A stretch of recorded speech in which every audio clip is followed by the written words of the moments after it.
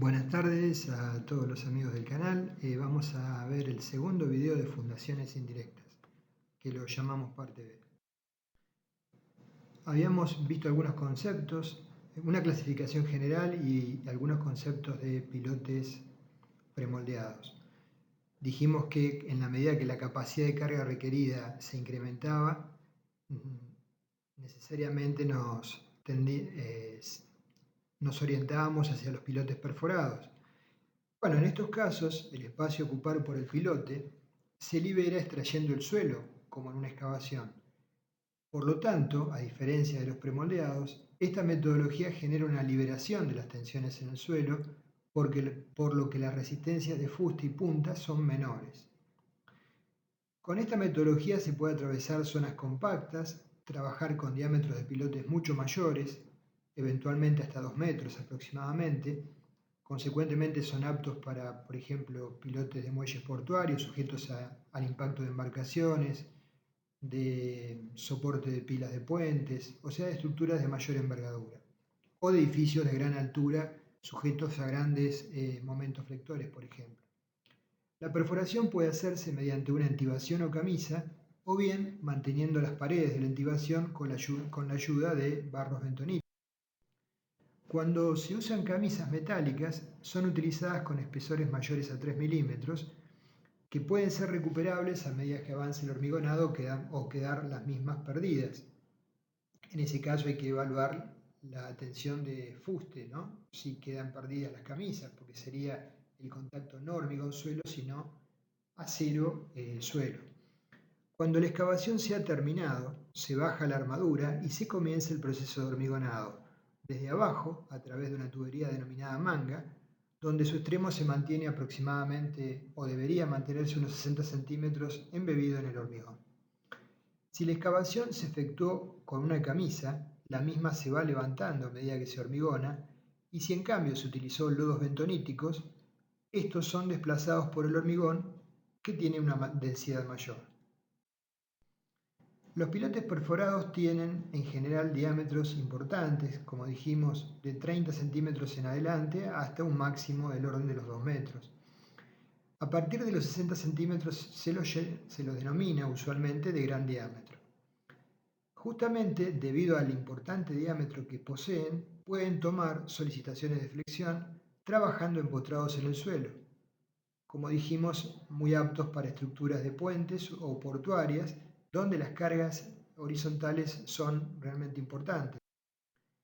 Para evaluar el mecanismo por el cual transfieren las cargas horizontales y los momentos a través del empotramiento elástico del pilote en el suelo, se pueden hacer diferentes tipos de evaluaciones: modelación de la interacción a través de resortes horizontales, cuya constante se deduce a través del denominado coeficiente de balasto horizontal del suelo, dato que aporta el especialista en mecánica de suelos luego de haber hecho los ensayos correspondientes de los diferentes estratos.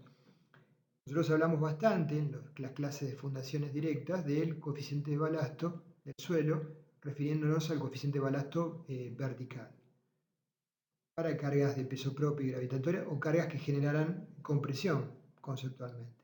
Entonces acá tenemos un ejemplo de un cabezal, un pilote de gran diámetro, solicitado a grandes momentos flectores, producto de las cargas horizontales, y esos resortes, que siempre trabajan a compresión naturalmente, generarían, en función de las solicitaciones, un diagrama de momentos variable, como podemos visualizar en el dibujo. El tipo y grado de reacción del suelo depende de varias variables: de la rigidez del pilote por un lado y de la rigidez del suelo por el otro, y de las condiciones de borde del pilote, restricciones en el nivel superior. Entonces, arriba tenemos un esquema de un pilote rígido y abajo tenemos el esquema de un pilote que es flexible y que está empotrado en la cara superior. Pilotes cortos, rígidos y pilotes flexibles. La mecánica de análisis es distinta en ambos casos. En ocasiones, por ejemplo, tenemos pilotes que sostienen cabezales que soportan superestructura de muelles portuarios sujetos a eventualmente importantes fuerzas horizontales, producto del atraque de las embarcaciones, consecuentemente momentos importantes, pero también cargas verticales importantes. Entonces, derivado de las cargas verticales importantes, tendríamos que evaluar con criterio cuál es la longitud de pandeo del pilote, dado que en este caso no estaría totalmente embebido en el suelo, sino del nivel del suelo natural. Toda la profundidad que esté bajo el agua existe la posibilidad de pandeo. Y tampoco la longitud de empotramiento se puede definir a partir del contacto del pilote con el suelo, sino hay una cierta masa de suelo que no sería efectiva para generar ese empotramiento ficticio. Entonces hay que tomar una longitud libre equivalente para considerar ese elemento como empotrado libre, a fin de evaluar, por ejemplo, la longitud de pandeo. La capacidad de carga de un piloto individual depende de la resistencia del suelo sin que se produzca la penetración del pilote, por un lado, y por otro depende de la resistencia del pilote como elemento de hormigón armado solicitado a compresión, eventualmente tracción, o para pilotes de gran diámetro a flexión compuesta y corte. Respecto de las solicitaciones de compresión, el problema de pandeo para pilotes enterrados en general no constituye un fenómeno importante, dado que el apoyo lateral del suelo lo impide y puede diseñarse como un elemento comprimido de pequeña esbeltez. Después, cuando veamos micropilotes, vamos a ver que este concepto se aplica enteramente, porque están totalmente embebidos. Pero no siempre este concepto es válido para pilotes. Para estructuras portuarias, como dijimos, o soportes de pilas de puentes sobre cursos de agua, una parte importante del pilote queda sobre el nivel del suelo por encima del nivel del agua. O sea, sobre el nivel del suelo e inclusive por encima del nivel del agua, la sumatoria de ambos valores.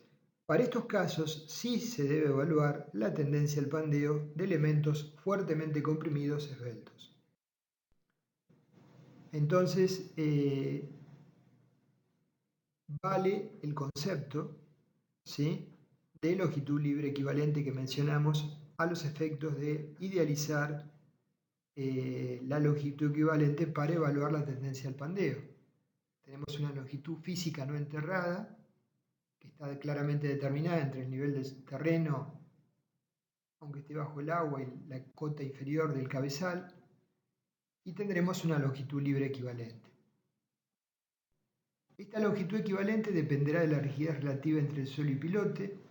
Entre otros autores, Davidson y Robinson realizaron análisis de la interacción suelo-pilote, modelando el suelo como resortes independientes y empleando el concepto que mencionamos del módulo de reacción o coeficiente de balasto.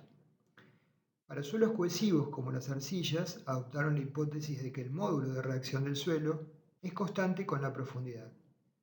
Y los resultados se pueden reproducir con una buena precisión adoptando una longitud libre equivalente según la expresión que vemos. LE, longitud libre equivalente, es igual a la raíz cuarta de 4 veces el producto del módulo de elasticidad del hormigón por el momento de inercia I del pilote sobre el diámetro del pilote por el coeficiente de balasto. En suelos no cohesivos, la rigidez aumenta con la profundidad debido al confinamiento de los estratos inferiores.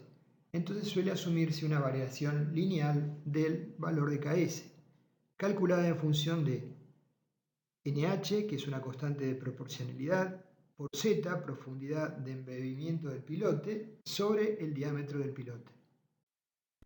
Respecto de esta constante, a modo de ejemplo, la norma ASTO LRFD de puentes, el código, publica la siguiente tabla de valores orientativos de esta constante para arenas, por ejemplo, con consistencias sueltas, medias o densas, secas o húmedas o sumergidas. Se plantean diferentes valores a adoptar. Por supuesto que un ensayo y la consulta con un experto en geotecnia nos daría los valores más adecuados.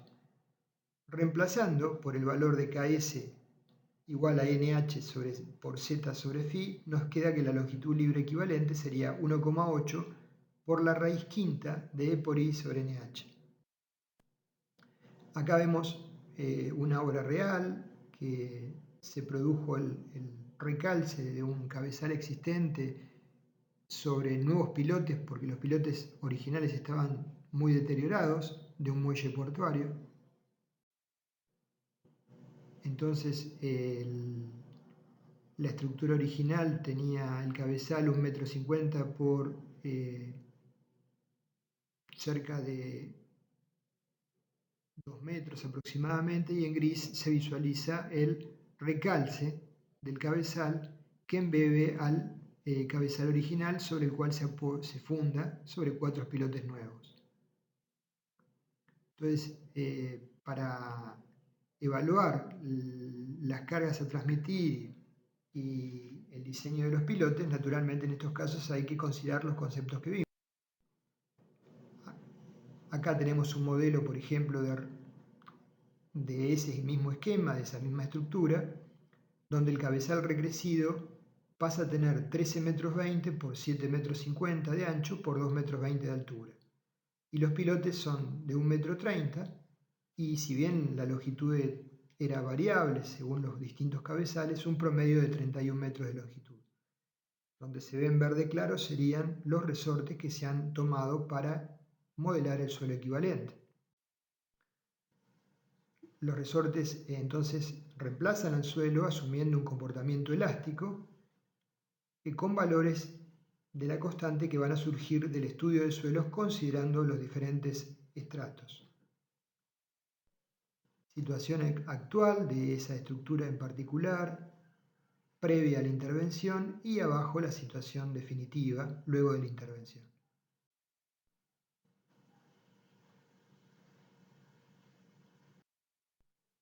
Cuando tenemos grupos de pilotes y control de asentamientos, se deben controlar los asentamientos que tienen que ser compatibles con los de la superestructura.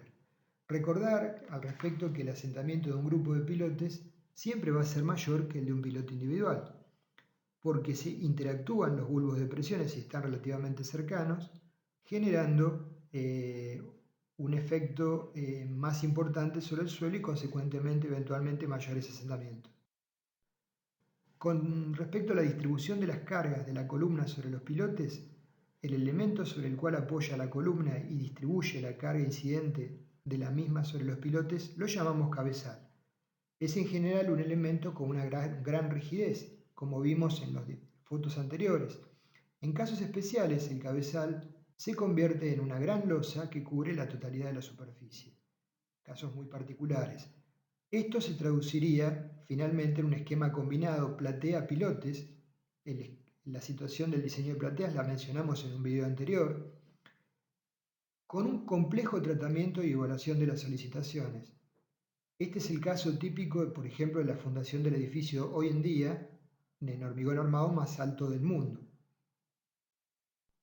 Justamente es la torre Burj Khalifa, de 828 metros de altura, 160 pisos, con una fundación de platea, ¿sí?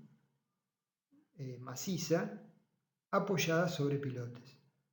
De esa forma se logró transferir las importantísimas cargas horizontales producto de la altura de este edificio al suelo sobre el cual apoya.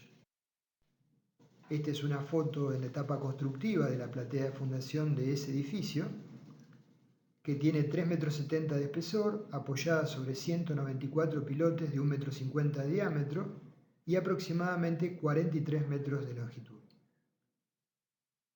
Están ejecutando los tabiques que nacen en la platea misma.